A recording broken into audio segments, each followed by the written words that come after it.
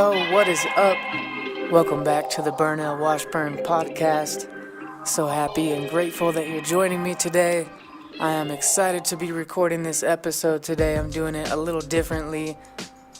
It's kind of first thing in the morning right now. And usually I'm doing my gratitude journal and my affirmations and my scripting.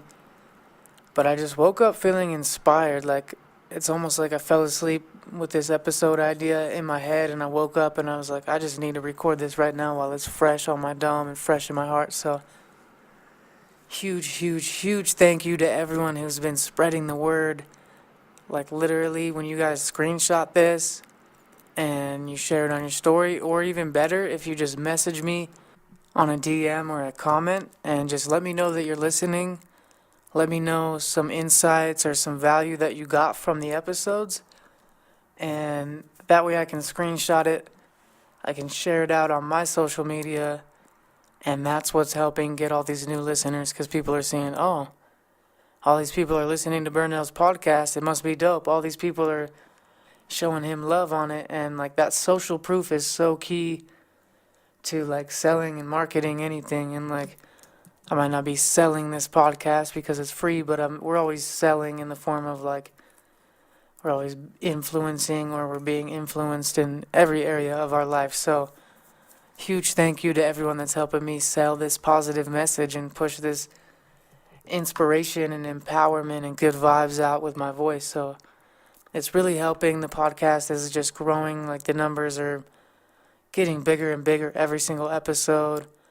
I think we've like 10x basically since we started, and we're 12 episodes deep. So if that growth continues, we'll be like in the multi-millions of listens here in a bit, and that would be crazy dope. And then I could maybe get Numi Tea to sponsor me. I'm sipping on some Numi Tea right now, and I mentioned them in one of my articles on like my blog about like good companies to support, because these guys are just doing it right. They are sustainably sourced, they're organic, they're ethical, they go above and beyond, from like growing the tea in the proper ways to harvesting it in eco-friendly ways to packaging it and selling it in the ways. They donate money to clean water every time you buy from them. They build schools for the families and the children of the farmers that actually grow their tea. They do all sorts of things to provide a better lifestyle for the people that are involved in their business, all about the fair trade. And they're doing things with massive integrity. That's why I drink Numi tea. It's like, maybe a couple dollars more per box than your typical like yogi tea or whatever. And so it's still fairly inexpensive, and then it's the best tea I've ever drank. So shout out to Numi Tea if anyone from Numi Tea is listening, which would be some crazy miracle. But if they were, sponsor me, yo. I will rep your tea super hard. I'm obviously repping it hard either way, and I'm, buying it out of pocket. So hook me up with some free Numi tea, and I'll share it with all my guests, and I'll give it out at all my shows, and people will be drinking Numi for life. I've already gotten like a handful of friends to switch over to companies like Numi and just other products, because I really believe that we vote with our dollar, and whoever we're giving our dollar to is who we're giving power to. So I try to put power in the hands of people that are doing things that are aligned with my values and have similar ethos and integrity as I do. So shout out to Numi Tea, unplanned sponsor for this episode. Let me take a sip right now. Straight fire. I'm drinking some black tea, the breakfast blend. Straight fire.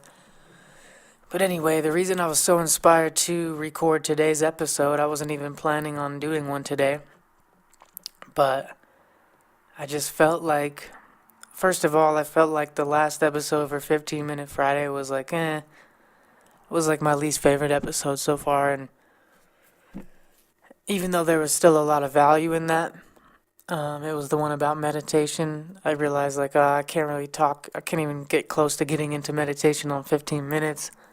And most of my listeners are already meditating, and so it's probably nothing new to most of them. And I sort of did that episode like, oh crap, tomorrow's Friday, I gotta drop an episode, and it was Thursday night.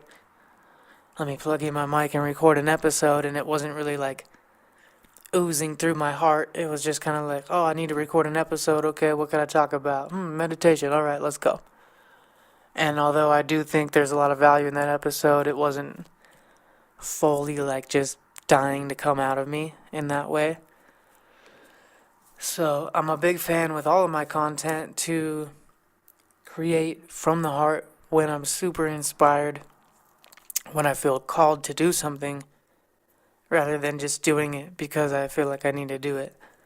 So with this podcast, I'm going to do my very best to continue dropping new episodes twice a week, every Tuesday and every Friday at 5:55 in the morning. But if there's really nothing super inspiring or that's calling me that I feel like is going to really provide value to you, then maybe I will skip an episode. And the funny thing about that is I started doing that on YouTube. I felt all this pressure to create videos every single day. And I made videos every day for like a year, and I was like, okay, this is key to growing my channel. I need to be consistent. I need to be on a schedule. And that's how everyone says you're supposed to get subscribers.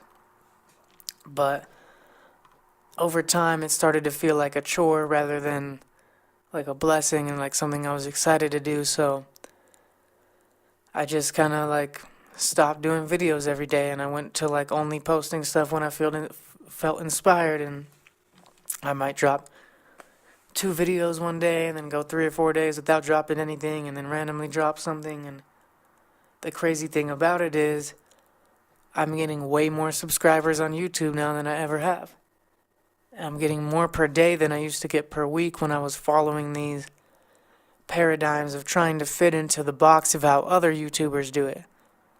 So there's a valuable lesson in that alone of just like, do things that match up with your heart and with your spirit, rather than trying to always do it the way that other people have done it.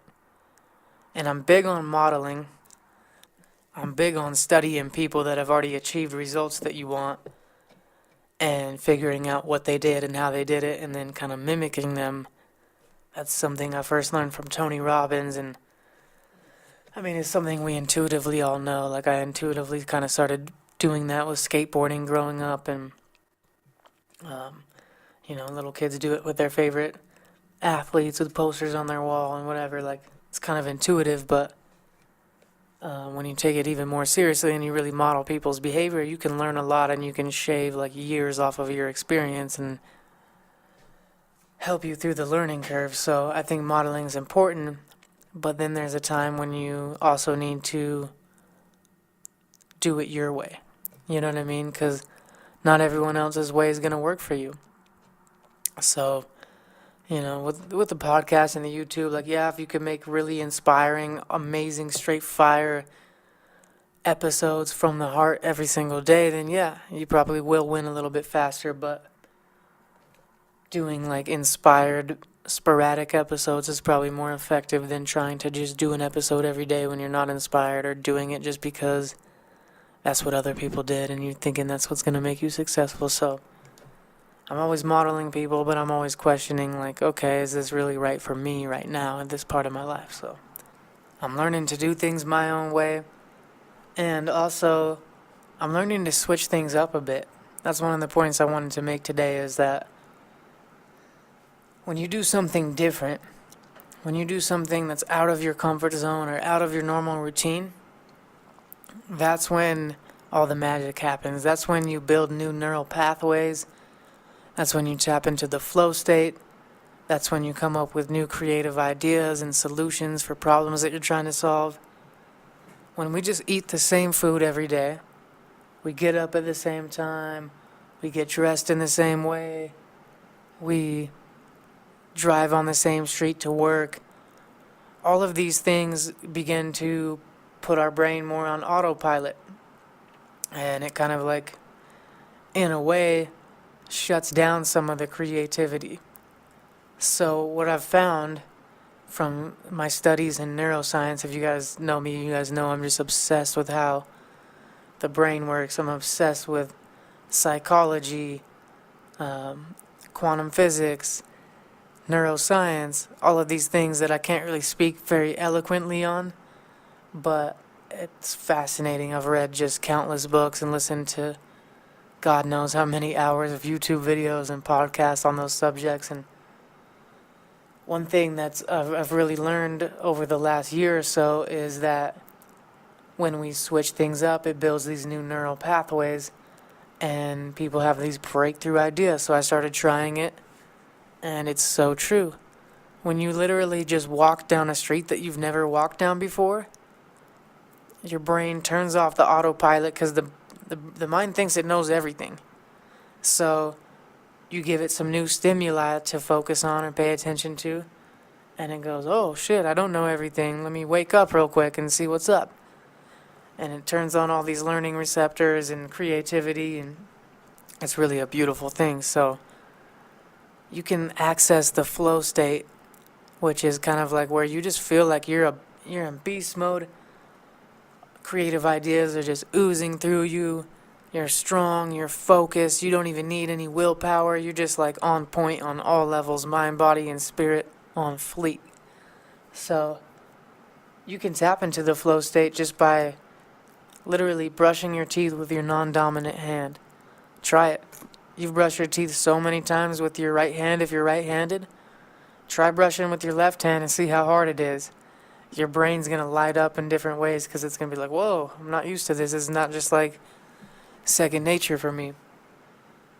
And even just walking down a different street or going to a different restaurant or ordering a different dish that you've never ordered before, or like the body also really likes variety. So you can also like dramatically improve your health just by switching up your diet a little bit, both seasonally and just like for fun. If you're on vacation, try the food you've never tried. That's part of the reason that we love going on vacations or we love traveling, is because we're accessing new stimuli, we're trying new things, we're getting out of our normal comfort zone and our normal routine and habits, and our brain and our soul and our heart is just waking up, and we're just like seeing a whole new world. And man, it's a beautiful thing. So I highly urge you, if you get one thing from this podcast today, is just get out there and try something new. Literally just walk down a street you've never walked down, or eat a meal you've never eaten, or watch a movie you've never seen. Or it's funny how many times I've watched movies that I've already seen, and like I've rewatched Pocahontas like 1,000,000 times. I've rewatched Avatar like 20 times. Like, some movies are just that good. You gotta rewatch them. But I could watch Star Wars like twice a year for the rest of my life probably. But new ideas and new creativity will just flood through me when I finally decide to try something brand new. And speaking of trying something new, what I really wanted to talk about today was comfort zones, and how everything in life that we want to achieve or obtain or be or do or have is outside of our comfort zone. But the thing is, we're never going to take action outside of our comfort zone necessarily consistently, so we need to expand our comfort zone to encompass the actions and the habits of the lifestyle that we want to live. So how do we expand our comfort zone? Well, part of it is trying new things and just pushing the boundaries a little bit, just a little bit at a time, getting these small wins, building up the confidence. Like I was just out in Hawaii, and I had never really swam very far out into the ocean. Like my whole life, I've only gone like maybe waist deep, and then I get kind of scared because it's intimidating. Maybe a piece of kelp like comes up on my leg and trips me out, or a fish swims by me and I'm just like, I don't know about this. Or I'm out in like Northern California and it's really not that warm, so I'm not trying to get my hair wet or whatever. But in Hawaii, I was just trying new things. I was eating new foods. I was being around new people, seeing new things that I'd never seen. And I just decided to swim out. Partially because there was dolphins that I was trying to go swim with, and I got way stoked, and I was just like, boom. But partially because I was just building new neural pathways, and it just kind of dawned on me, like, I've never fully jumped in and, like, swam out. And swam, like, under the waves, or just, like, been out, like, kind of past, like, the waves that are breaking. And it turns out the scariest part of the ocean is kind of where the waves are breaking. Like, once you get a little bit past that, it's, like, even calmer and chiller. And I also did this thing where I just closed my eyes and just floated on my back. And that was a trip because you can get pushed out really far by the current without even realizing it. And you're like, whoa, I'm way over here now. And I don't recommend doing that for a long time in the ocean. But it was a cool little, like, trust fall with the ocean. I just let myself float there for a bit and, like, just trust nature and just be one with everything for a minute. And I noticed I had, like, way more fun than I've ever had at the ocean, fully swimming and going out there a little further and pushing past my comfort zone. And so now, that's my new comfort zone. Anytime I go to the ocean, given that it's warm enough, I'll be happy to jump fully in and swim far out there. I used to look at surfers and be like, that's scary to go all the way out there and try to catch a wave, like, because surfers kind of go out pretty far sometimes. And now I'm not scared of it. Like, I took an action to expand my comfort zone, and now my comfort zone's a little bigger. There's a thing in neuroscience that I've been studying called a cybernetic mechanism. And it's a cool, fancy, smart-sounding word. But really, a cybernetic mechanism is just how a system works. And cybernetic mechanism is just basically explaining how the mind works, or how the brain works, or how our nervous system works. A simple way to explain a cybernetic mechanism is the thermostat in your home. So, if you have a thermostat set to 70 degrees, there's a cybernetic mechanism that keeps track of that temperature, and it turns the heat on if it drops below 70 degrees, and it might turn the AC on if it goes above 70 degrees. And it heats it up or cools it down to whatever temperature you set it to. And with a cybernetic mechanism, that's our comfort zone. That's our brain, our body, our subconscious way of keeping us at our vibrational set point. Our vibrational set point is more of like a spiritual, energetic way to describe the cybernetic mechanism. So, if you're a spiritual hippie cat like me, you might just call it your vibrational set point. If you're more of a science-based person, then you might call it your cybernetic mechanism. Either way, it's just a cool word to say. But our vibrational set point is basically our comfort zone, or if you're Tony Robbins, you're going to call it your standards. Tony Robbins says if you want to change your life in 3 words, it's raise your standards. And it's so true. We don't get what we want in life, we get what we tolerate. So, when you finally get fed up of something and you no longer tolerate it, that's when you make a change. That's when you make a massive shift. Whatever we're tolerating in life is what's going to continuously show up in our experience. We all have these different comfort zones, these different vibrational set points, these different things that we tolerate that basically keep our life where we're comfortable with. I know, like, I was thinking about it in terms of money.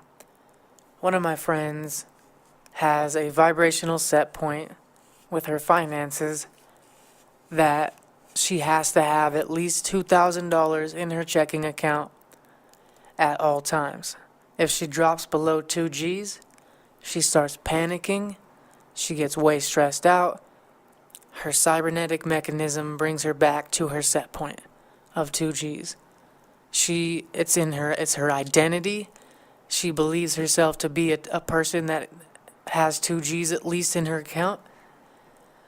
So she almost has an identity crisis if she drops below that, and she'll do anything and everything to get back on. Not like shady, she's not gonna go steal from people or something like that, but she will spend and save and earn accordingly to make sure she's back to her set point. It's like her temperature is set to 70, and if it drops below that, the heat's gonna kick on. And the same thing can happen both ways. Like if you might think, believe yourself to be a 70-degree person, things start heating up for a while. Maybe you get 20 G's in your account, but you haven't locked that in as your new set point. That's not really your identity yet. So you're going to cool it back down. Your cybernetic mechanism is going to cool it back down to 70 degrees, where you're comfortable at. So it's all about raising this vibrational set point, raising this kind of temperature that our thermostat is set to. Because we're never going to get anything out of life more than we think we deserve. So we have to raise our set point and raise our self-worth to, if you want to earn $10,000 per month doing what you love, you first need to download and install that belief system and start operating from that belief system for a continuous, consistent period of time. You need to believe that I am a person that earns $10,000 a month or more doing what I love, and that's my set point, and you can't tolerate anything less than that. And you start believing that, and then maybe you get your first 10K month, and it really helps you believe in that even more. You lock that in, and then the next month you drop below that, and you panic and you freak out and you find extra ways to earn extra money and you bring it back up. And then after maybe you have 3-4 months in a row of consistently earning 10K, now you really believe it. Now you fully believe that you're that person, and if you ever have a month that drops below that, you'll make a change. You'll find a way to get back up to that because you've now created this lifestyle around that, and that's your new comfort zone. So you're always going to find a way back to your vibrational set point. So in order to have an extraordinary life, we just need to raise that set point. We just need to turn up the thermostat a little bit. I basically moved out of my parents' house on my 18th birthday, got an apartment, immediately started cultivating a new identity as an independent, boss-ass motherfucker who pays his own bills and takes care of himself. I got off my parents' phone plan. I was paying for my own car insurance, my own rent, my own food, my own laundry, everything, as soon as I was 18. And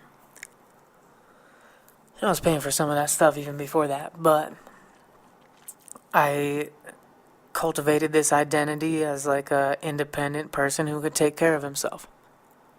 And then maybe like a year into that, things got a little rough. Roommates dipped out on me. Had some run-ins with the law, things like that.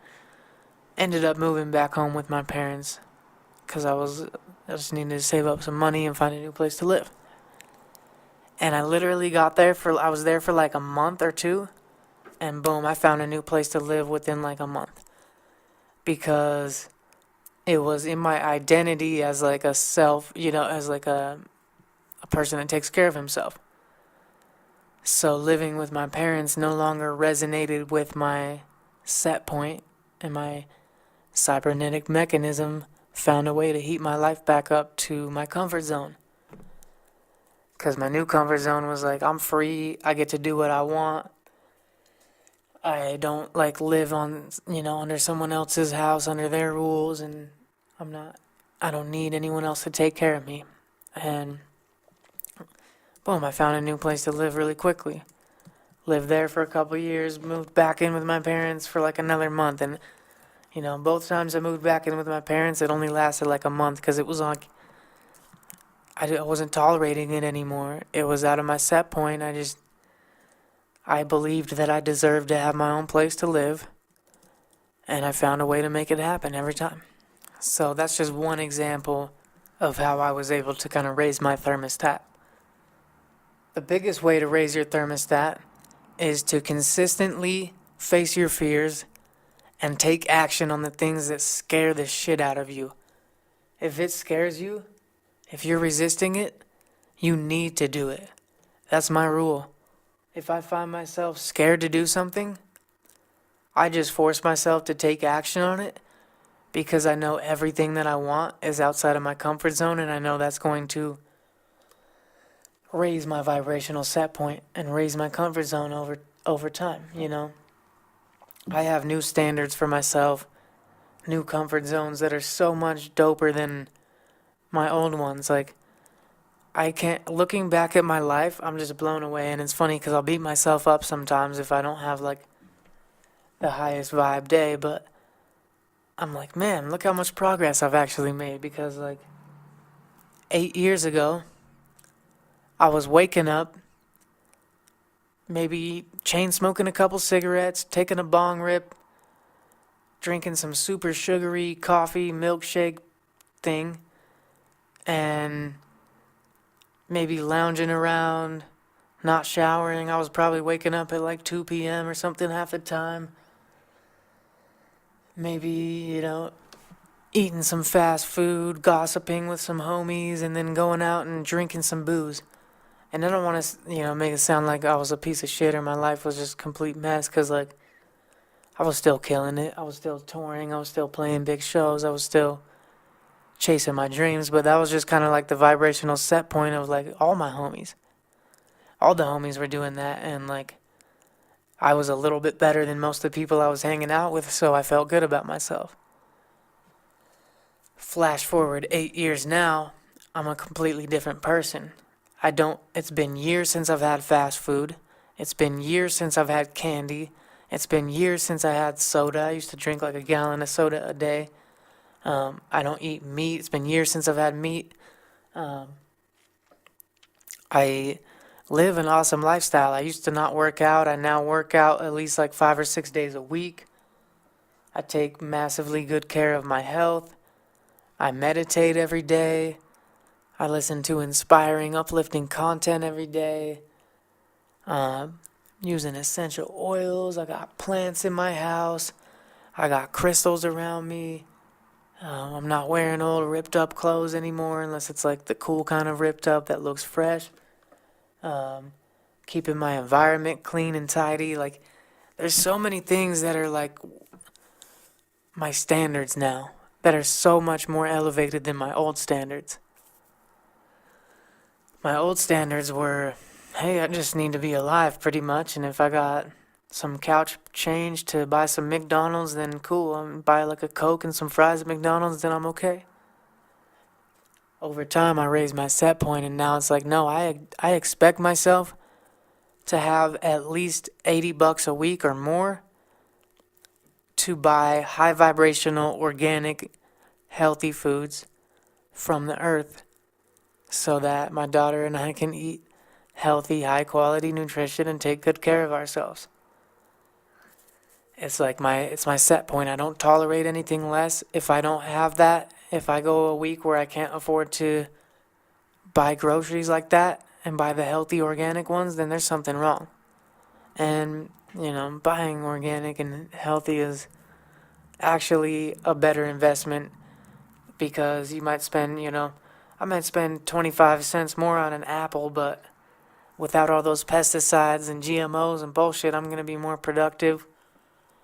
I'm going to have higher quality, higher vibe, more inspired, more creative thoughts, more clarity, and just, you know, I'm going to operate on a higher level, so I'm going to make more money, and it's going to more than pay for itself. That's the abundance mindset that I've been talking about. Is like, it's not like, oh, I'm spending more on organic. It's like, no, I'm investing more on organic because it's paying me a higher return on investment. But that's kind of a side tangent. The main point of bringing that up is just like, oh, I have different set points of different things I tolerate now. My mechanism is heating my life up to what I think I deserve. Another way to massively increase your set point is to hang out with people that are already operating at a higher level. There's that famous cliche quote of like, you're the average of the 5 people you spend the most time with. And it is so, so, so true. When I wanted to be a professional skateboarder growing up, that was my first like big dream. That's all I wanted, all I could ever think about. Like, I'd wake up, skateboard all day, and then if I wasn't skateboarding, I was watching skate videos, reading skate magazines, trying to make my own skate magazine, drawing skateboard logos on sheets of paper at school, tech decking, whatever I could do to be around the energy of skateboarding. I was obsessed with it. And when I was just skateboarding with people that I was better than, so I could boost my ego and be like, look how good I am, and, kind of flex my skills every day because I was the best in the room, I started stagnating. The growth kind of plateaued. And then maybe around 7th grade, I got around skateboarders who were a couple years older than me. They were sponsored. They were riding for the local shops. They were just killing it on a high level. And my skills elevated more in one summer of hanging out with them than 5 years of just doing it with people that I was better at. So you want to get around people that are better than you. You will pick up their habits, their beliefs, their mindsets, and their skills via osmosis. You begin to see that these people are actually no different than you. You get close with someone and you realize, hey, they're just like me. They're just like a normal person like me.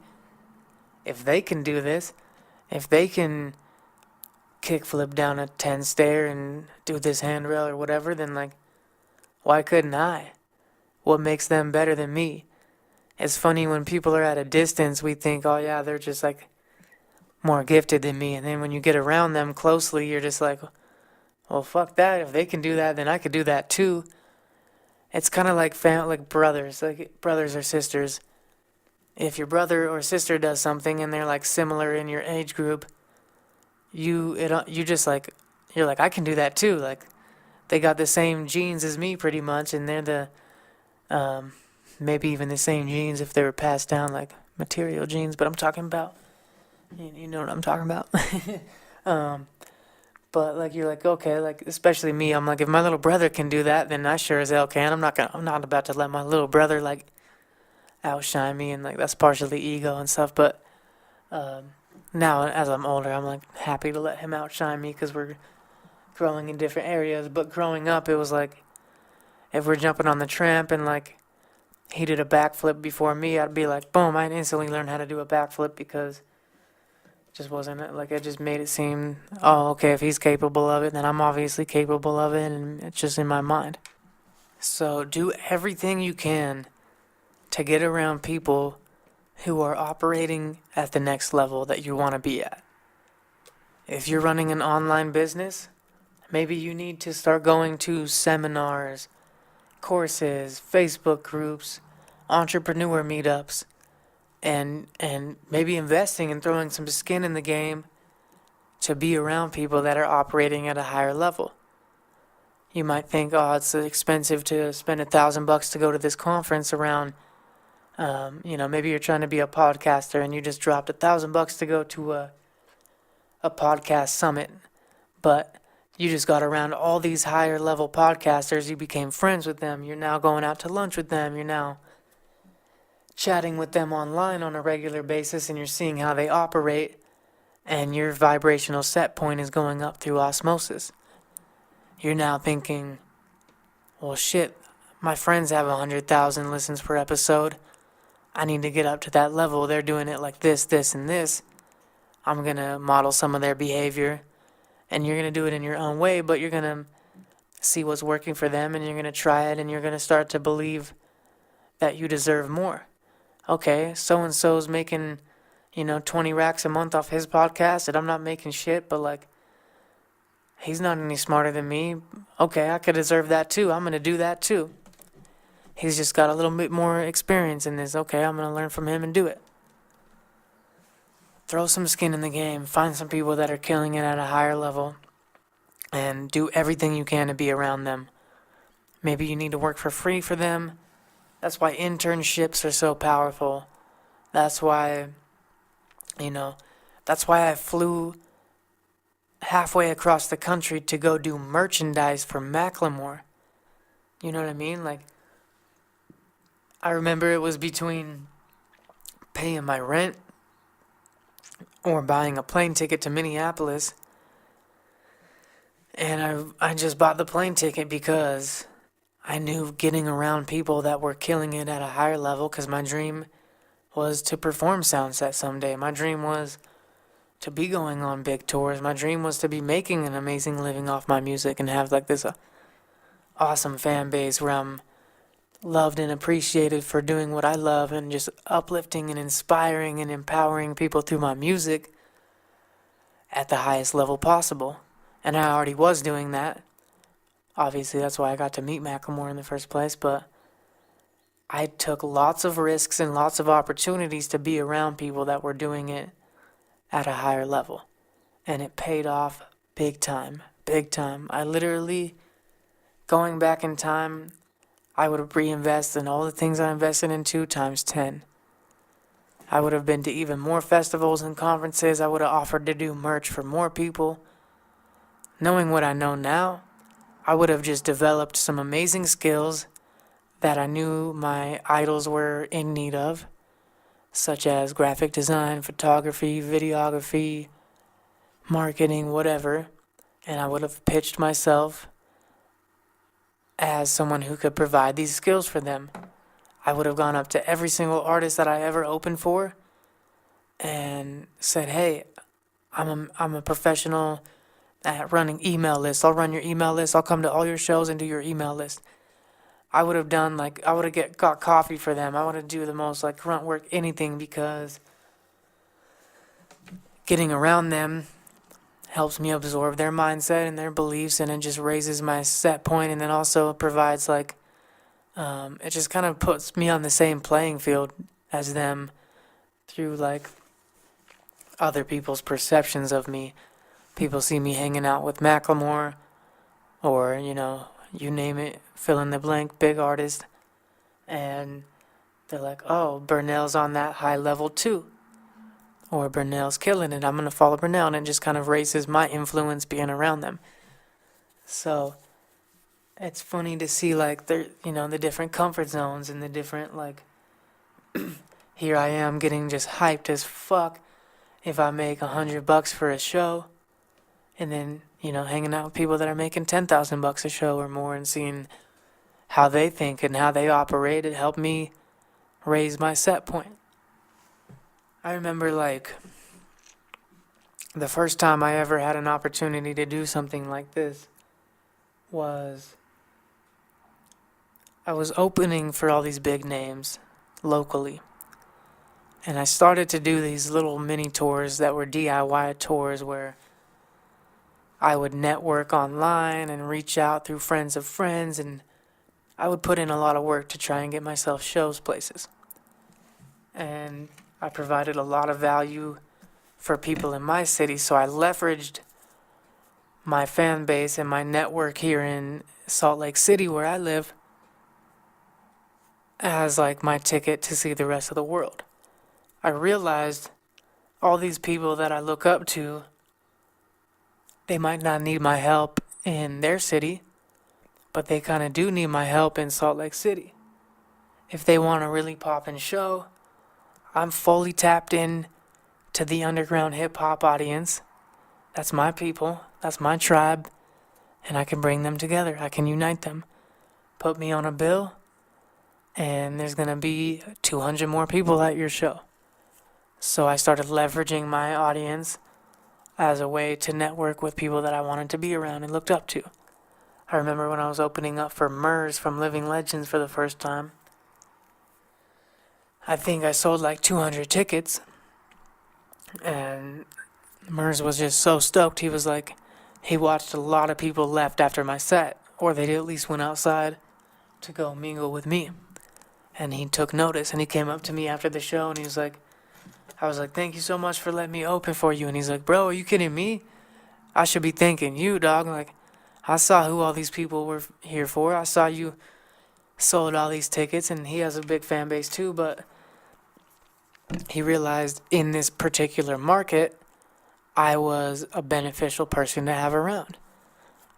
He realized, oh, he could make more money, he could get more fans, he could sell more merch, and he could have a doper show by being around me. So it was a synergistic, mutualistic relationship and like a clean energy exchange, which is crucial if you want to get anywhere in life. You need to be not just taking. I'm always trying to be on the giving side of every interaction and every transaction that I'm a part of. Like, I'd rather be, like Gary Vaynerchuk always says, he has like a 51-49 theory, and he feels like if in any business relationship, if he's giving 51% of the value and only taking as much as 49%, then he's got the ultimate leverage, because he's the giver, he's not the taker, he's not using anyone, he's providing, more value than he's taking in return, and therefore he'll always win. People will always want to do business with him. He'll have that good karma in the universe, and he'll just continue to thrive and prosper. So that's kind of the same way I look at it, and I use my leverage and I use my giving spirit to give me everything I wanted in life. One of my favorite triple OGs in the self-development space, Zig Ziglar, rest in peace, always would say, you can have everything in life that you want if you just help enough other people get what they want. You can have everything you want if you just help enough other people get what they want. And it's so true. So I started realizing that I had things that other people wanted. And most people sell themselves short. They don't realize, you have skills, habits, mindsets, personality traits that your fucking idols want, that your idols admire and look up to. And if you don't have those skills and traits yet, then you can develop and cultivate them. But maybe you're just super funny and goofy, and I don't know, maybe you want to be working with Post Malone, and he wants to be around more goofy, funny people because he's around a lot of serious people or something. And I'm just making this up. I don't really know Post, but he does live in Utah, so maybe we'll know him. But you never know. Maybe maybe you have these traits that he admires and he wants to be around, and you could end up, tapping into the life of your dreams just because you kind of owned those traits and those characteristics in yourself, and you were confidently able to pitch them to people as a leverage point. So I started realizing that I had kind of value to provide, and that I could leverage my network and my audience, my fan base in my city, and I started kind of taking massive action on that. The first thing I ever did on that grounds was I got to go do merchandise at this festival for Soundset for an artist named Bus Driver. He's an underground hip-hop legend. He had a song in Tony Hawk Pro Skater 2, I think, or Tony Hawk Pro Skater 1, so that's how a lot of the skate community found out about Bus Driver. But I remember I had heard of him since I was a little kid, and I had just became friends with Abstract Rude from Rhyme Sayers because I opened for him here, and we were kind of talking, and I totally spoke it into existence. He briefly mentioned, maybe one day you'll be out on tour with us. And in my mind, in my heart, that was all I needed. I took that and ran with it. I started telling everyone, I'm going on a Rhyme Sayers tour. Abstract Rude's about to bring me on tour. He hadn't really said that, but in my heart I knew it was true. I knew it was inevitable, so I just owned it. I started speaking it into existence. Just talking yeah, pretty soon I'll be out on tour with Abstract Rude and people like that. Yeah, he was saying he wanted to bring me, and I was just speaking it into existence. visualizing it, acting as if, doing all the law of attraction techniques that I talk about, scripting, journaling it, writing it in my gratitude journal as if it already happened, etc. And then one day, I get a call from Ab, and he's like, yo, I got this opportunity for you. Do you want to come out to Soundset? And Soundset for me is like the festival of all festivals for an underground hip hop head who was into rhyme sayers and like all the underground, like just dope classic hip hop. It was like the place to be. If I could go to any festival, network with anyone, this would be where I want to be.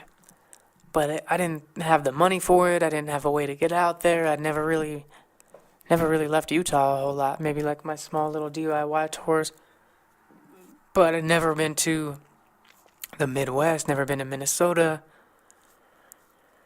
And it was like all my favorite artists playing one festival, so I just wanted to be there so bad. And Ab had this opportunity for me to go out there and do merchandise for Bus Driver. I found the money. I think I borrowed it from someone and had saved up a little bit and bought a last minute plane ticket. Went out there. This is like before Uber, I believe. So I remember taking like a $40 or $50 cab to my hotel. Didn't have any money to eat. But I was getting into the festival for free, getting to be around all my idols. Stoked on life. Following my bliss. Doing what felt right in my heart. I got there. I did merch for him all day. I was next door to Greaves and Cunning Linguists and Hieroglyphics and Blueprint and like all these artists that I really looked up to.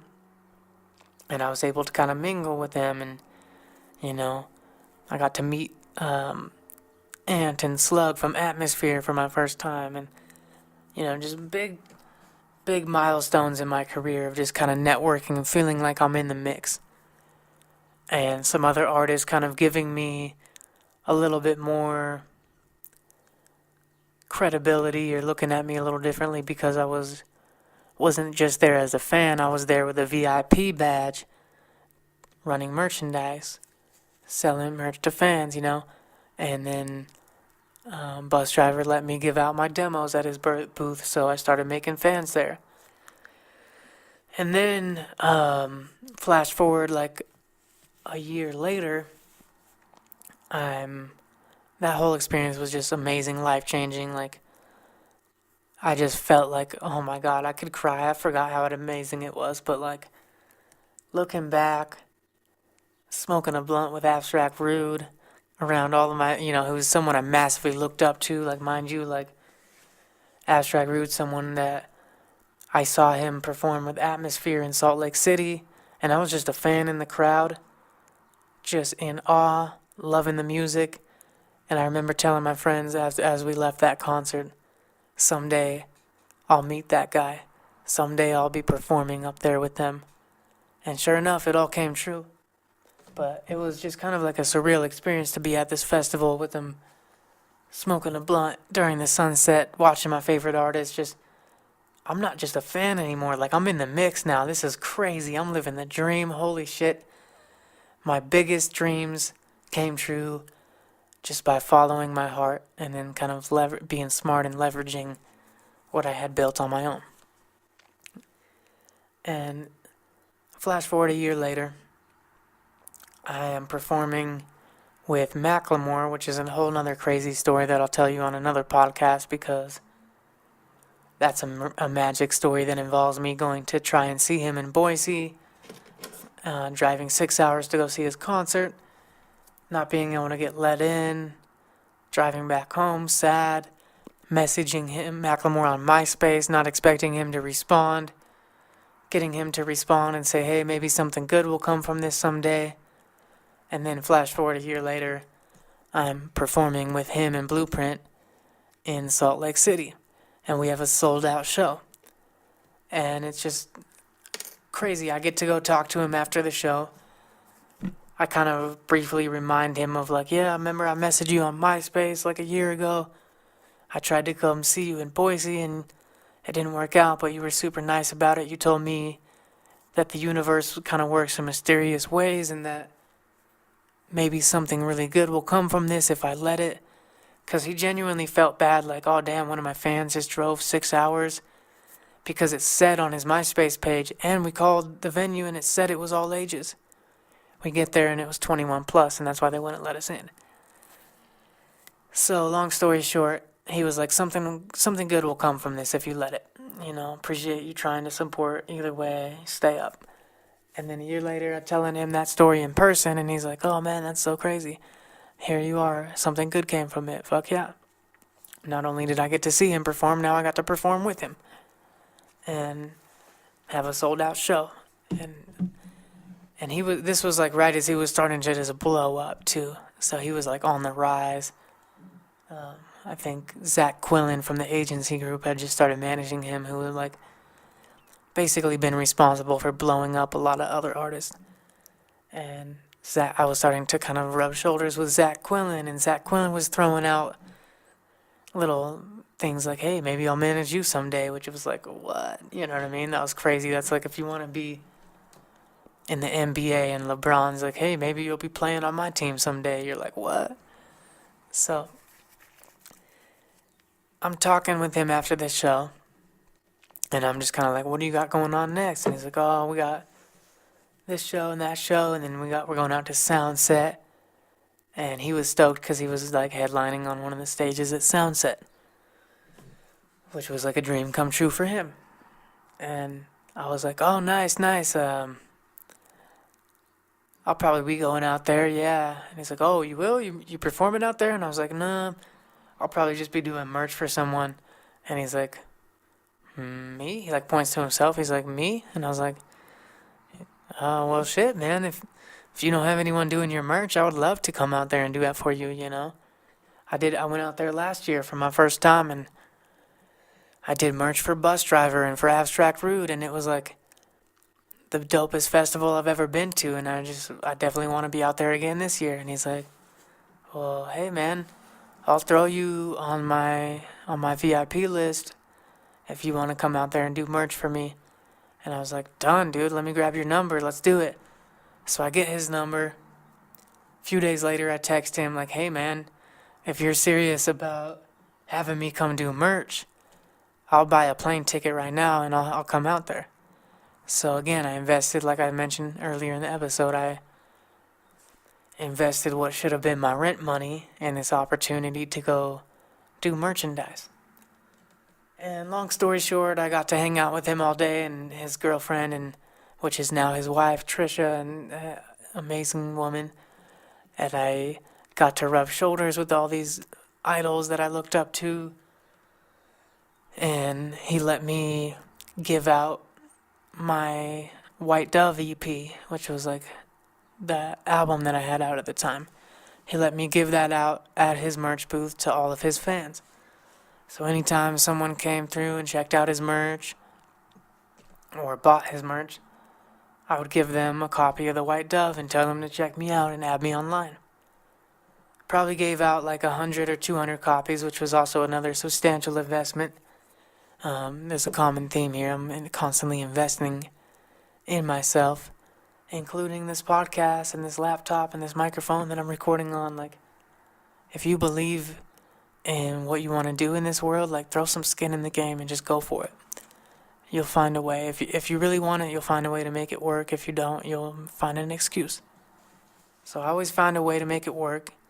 I get out to Minneapolis, have an awesome journey, and one of the cool little side stories is like I just followed my heart, and I didn't have the money, and neither did my homie that came with me. And my cell phone broke like right before, but I knew I needed the cell phone to, like, this is before smartphones really. And I think we had smartphones, but it was before like everyone had a smartphone. It was kind of optional still. And at least for me, this is like 2000, I want to say 2012, 2011, 2012, 2013 maybe-ish. followed my bliss. I did what was in my heart. I took massive inspired action.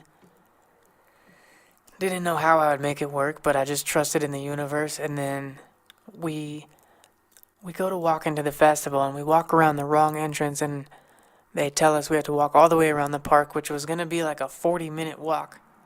It's like a big outdoor area that's, there's only these few entrances. So we have to like walk through this weird wilderness area, and it's like super hot, and I'm carrying a bunch of stuff. And I think I was carrying like all the merch, and sure enough, we find $300 on the ground. And we were literally joking about it. How cool would it be if you were just looking down and you saw $100 bill? No joke. We're like, what? Look down, there's $100 bill. And then I'm like, dude, how sick would it be if there was another one? And like 2 seconds later, find another one and another one. And we're like in the middle of this giant grassy field, like not next to any roads. To this day, I'm still baffled at like how we found that $300. But anyway, that like saved our whole trip. I was able to get a cell phone working and stuff like that. And I, just did what was in my heart, threw some skin in the game, and was willing to take a massive risk to chase my dreams. And it paid off. Long story short, I made a bunch of connections, and a bunch of friends, and just kind of got tied in, and just had an amazing time at that festival. So after, doing things like that, I just started solidifying this strong identity, this new vibrational set point, this new comfort zone of someone who travels, who hangs out with high-level artists, who gets paid to go around the world and do what I love with high-level people. And it just started becoming my normal, started becoming my new reality. And since then, I've been on countless tours. I've toured with all sorts of people that I look up to. Like my 2 biggest inspirations in underground hip hop, or I'd say 3 of them were Hieroglyphics, Rhyme Sayers, and Living Legends. Rhyme Sayers is like a label with a bunch of artists, and I've toured with 2 or 3 different artists, 3 different artists from Rhyme Sayers, and performed with a lot more of them. Living Legends is just like an OG underground hip-hop crew, and so is Hieroglyphics. I've toured with all of these guys. I've literally been in the van, in the hotel room, and on stage with all of these cats, which is I don't know, it's crazy to me, because when I wanted to be a pro skateboarder, that's like saying I went and was skateboarding with Tony Hawk on the regular or something. At the time when I first started dreaming this stuff up, it felt like I might as well ask the universe, hey, can I have a Lamborghini, please? Even though I can't even afford the bus or something. That's how outlandish and far out of reach it seemed at the time when I started manifesting it. But I just kept visualizing it. I kept speaking it into existence. I kept raising my vibrational set point through my actions and through taking risk and through jumping out of my comfort zone. Going to a new city that you've never been to, flying by yourself for the first time, getting a hotel by yourself for the first time when you're 18, 19, that was scary stuff for me. It was well out of my comfort zone. But then my comfort zone expanded to where I'm literally confident now to travel anywhere in the world on minimal fundage by myself, and know that I'm just going to be well taken care of and everything's going to work out better than I can imagine. And I travel by myself all the time. I just flew out to Hawaii with my friend for the first time, and I was like, damn, this is the first time I've flown with a friend in a long time, in years. I'm used to flying by myself now. But I would have been way too scared to fly by myself if I never just took that action and leaped out of my comfort zone. It's as soon as I took that action, my comfort zone got bigger, and that just became my new natural, normal part of my life. So the whole point of this episode is to really expand your comfort zone, build up the muscle, get around people that are already doing what you like to be doing, so you can absorb their energy through osmosis, so you can see what they're tolerating. And it's like when I began my health journey, I started going to this nutrition club. And for the first time in my life, I was around people that were actively working on their muscle mass, working on their body fat percentage, caring about what they put into their body, talking about things like carbs and protein and macros and micronutrients, and talking about different habits. And they were working out, and they were talking about going to the gym, and they were having these meetups where they would go hiking together, or they'd go do these group workouts together. They hit a yoga class together. Like, once I got around them, at first it was not in my comfort zone because I wasn't a healthy person. So I eased into it by going to this nutrition club, and I wasn't working out with them at first. I was just kind of consuming the products with them and being around the conversations. And over time, I solidified a new comfort zone around health. All of a sudden, like, working out seemed normal to me. Talking about getting the right amount of protein seemed normal to me. Like, caring about what I put in my body seemed normal to me. And I stopped tolerating like shitty habits. All of a sudden, I didn't tolerate myself eating pizza and fast food every day. All of a sudden, I didn't tolerate myself guzzling down soda fountain drinks all the time. And over time, my set point raised, my thermostat went up, and now I literally can't think of anyone that I know in my personal life that has a healthier diet than I do.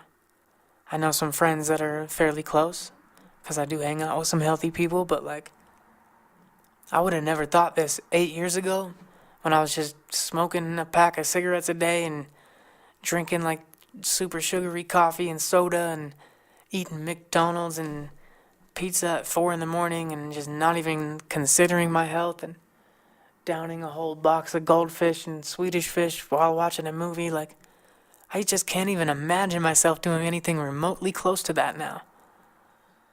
Because my identity has changed. I now identify myself as a healthy, strong person who takes good care of themselves. I talk about it. I act on it. I hang out with people who have similar values. I try to surround myself with people that are even healthier than me. Like, right now, I'm trying to hang out with people that have like super shredded physique, that have even higher, healthier diets than I do, because I just start to adopt their habits and traits. And that's why, like, if you're a parent, you don't worry about your kids' like teachers as much. You worry about your kids' friends, because you know they're going to be spending the most time. And you know, if your kid's hanging out with a little ingrateful, snot-nosed brat, then your kid's going to start acting like a snot-nosed brat a little bit more. Whereas if your kid hangs out with someone who's very polite, your kid's manners are going to improve. So it's so important. Like, we're the average of the 5 people that we spend the most time with, and that quote is so true. And not only is it the people that we spend the most time with now, it's the 5 podcasts that we listen to the most, the 5 YouTube channels that we watch the most, the 5 Instagram accounts that we engage with the most. So it goes beyond just the people, and it goes into every area of our life. And you want to be around people that are already embodying the lifestyle that you want to live. It's going to help you accelerate. It's going to help you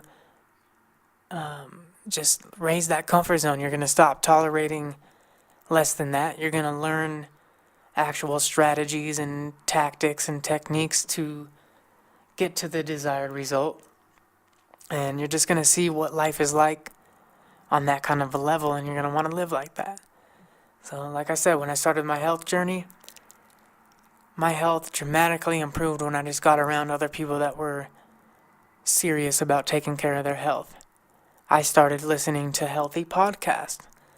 I started listening to YouTube or watching YouTube channels that were all about fitness and nutrition. I started talking about fitness and nutrition. I started posting about it, and then other healthy people started coming into my life. And the people that were not taking care of their health or just didn't care and had terrible health habits kind of started slipping out of my life a little bit. And there's still some in my life, but for the most part, the people that I really kick it with on a regular basis, they go to the gym. They work out. They eat organic. They eat healthy. They're vegan or vegetarian. Like, they're conscious on like how their products are getting to them, and they care about how it's made, and that's why I was like shouting out New Me Tea at the beginning of this episode, because I know a lot of you guys listening to this, you guys care about that stuff. You guys care about the environment. You care about what goes into your body. You care about spending your money in a way that's not going to just completely like hurt and kill the earth and hurt the animals and then hurt your body in the process. So my comfort zone's raised around that, and it'll continue to keep raising. It's all just a set point, and we don't get what we want in life. We get what we are, and we are what we tolerate. So I want you to take an honest look at your life and really think about, what are you tolerating right now? What are some areas in my life that I want to be better, but I've just been tolerating less? What's an area of your life where you want it to be like 80 degrees, but you've got your internal thermostat set to like 65? And then you got to think about, okay, well, who's someone that already has their thermostat at 80? So I could start hanging out with them, and what type of value could I provide to them that would make them want to hang out with me? Because normally an 80 degreer doesn't really have that much interest in hanging out with a 65 degreer. But there's different ways to go about this. For example, when I wanted to be around 80 degree fitness and health people, but I was only 60 degrees, they weren't going to learn anything from me on health and fitness, but some of them wanted to chase their dreams, and I was already someone who was living my dream. Maybe some of them were scared to put themselves out there or speak on stage. They wanted to be a public speaker. So the fact that I was performing these big events, speaking and performing on stage in front of thousands of people all across the country, I was maybe an 80 degree in that area of my life, and they were only 60 degrees. So like, I kind of adopted their health thermostat, and they adopted my performance thermostat, and we could help each other out. So maybe you got like your health on point, but you don't have your money on point. And there's someone else that's got their money on point, but not their health on point, and you guys could synergistically raise each other up by hanging out with each other. So it's not about, finding someone that's necessarily on all the same areas as you. It's like, who's got different strengths, and maybe they're weak where you're strong, and you're strong where they're weak, and you can help each other out. That's how you get around people. That's how I got around all the artists that I looked up to. They didn't need my help in anything except for booking dope shows in Salt Lake City. And as I was able to be around them in that capacity, then they started to like my personality. Then they started to see, oh, Burnell's got more to offer than just these dope shows in Salt Lake. That's what got my foot in the door. That's what made them want to talk to me in the first place. But then over time, I was able to express other things, oh, Burnell has an interesting mindset. He's empowering and inspiring, and he uplifts me, and he's fun to be around, and he knows lots of cool things that I didn't know. And all of us do. All of us have this value to provide, you know what I mean? I'm not special. I'm not there's nothing extraordinary about me. I'm just I'm a normal white kid from Utah who had zero connections, zero money, zero talent. I just wanted it bad enough. You just gotta be hungry enough to really want something, and when you're hungry enough, you'll find a way to make it happen. You'll get around those people, you'll raise that set point, and over time it'll become your new reality. So I want you to just look at your life and ask yourself, how can I raise my set point? What am I tolerating that I no longer want to tolerate? Who can I get around that's already at a higher level than me? These are some important questions to ask ourselves and start taking immediate action on. So this is powerful stuff, and everything we want is outside of our comfort zone. We can't consistently receive or achieve things in life unless we are consistently vibrating on that same frequency. So let's raise our set point, let's step up our vibe, let's step up our game, let's get around higher level people, and let's help each other raise these thermostats. Let's get this cybernetic mechanism working in our favor, rather, because it'll work against us too. You know, it's like the people that win the lottery, what happens? They lose all their money because they haven't locked in that set point yet. They hadn't cultivated a strong enough identity of this is who I am. I'm a person that has $1 million in my checking account at least at all times. If you don't really believe that, you'll sabotage it. Your cybernetic mechanism will cool you back down to what you're comfortable with. So we need to do the inner work to raise who we believe ourselves to be. Like Tony Robbins says, the strongest driver in human nature is the need to stay consistent with how we define ourselves. This is why affirmations and self-talk is so important.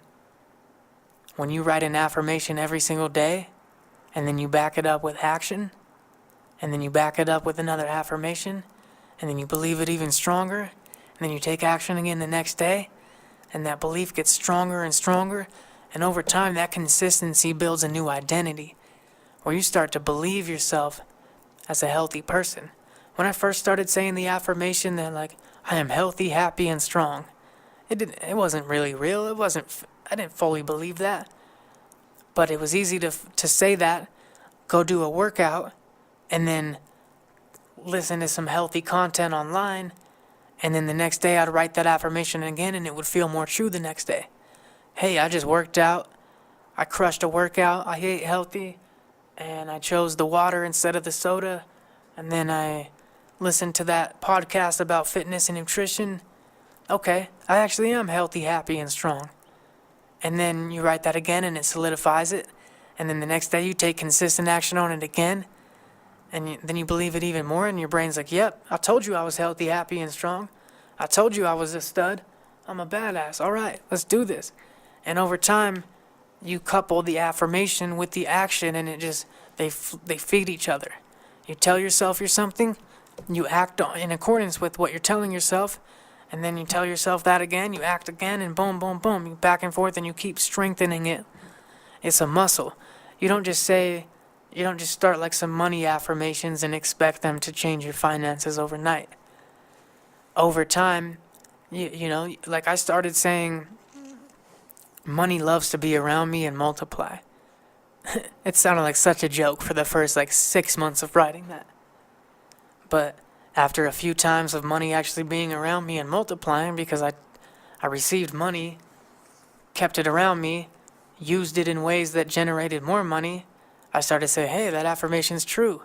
And then the next time I write that affirmation, I'm writing it with more conviction because I actually believe it. And then I act on it because I believe it. And then I believe it because I act on it. And then I act on it because I believe it. And it becomes my new set point. So a lot of people think affirmations and self-talk is bullshit, but it's 100,000,000% the truth, fully in my heart. All of my affirmations have come true, but that's when they're coupled with the action. You can't have law of attraction without action. You can't spell attraction without action. So I urge you to start with the self-talk. Start with the affirmations. Back it up with the action. Get around people that are already at a higher level. And over time, just stay consistent with it and you'll develop a new identity.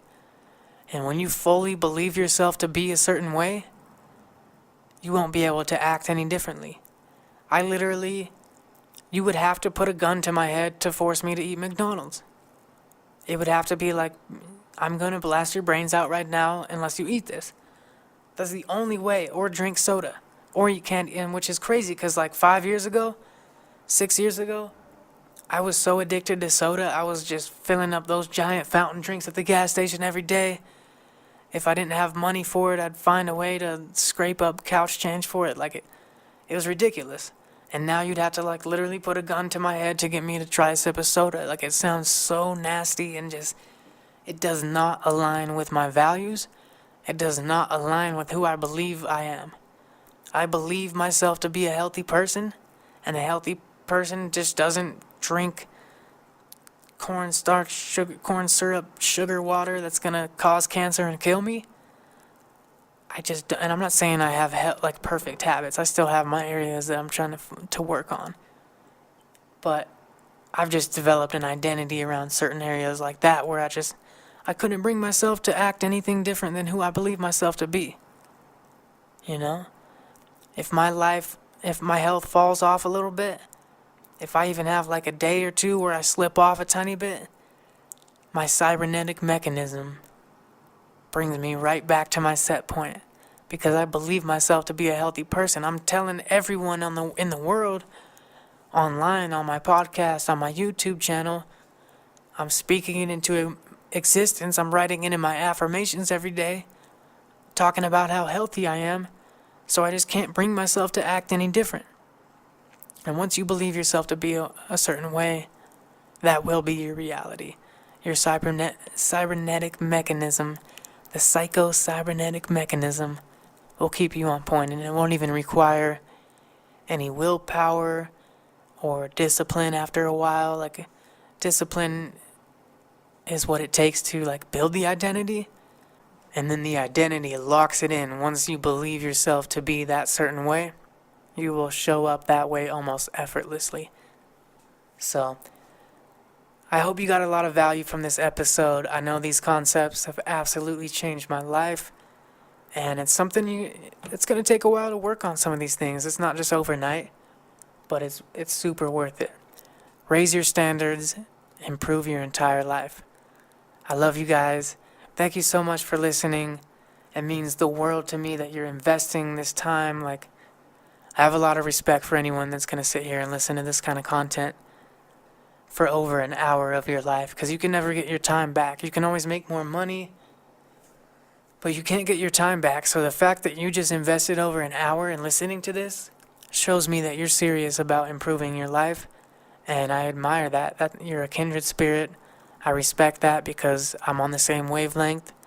I listen to hours of content every day to improve my life in all sorts of areas, and I really respect and admire you for doing that. So if you got anything valuable from this episode, or if you even just enjoyed it, shoot me a DM real quick.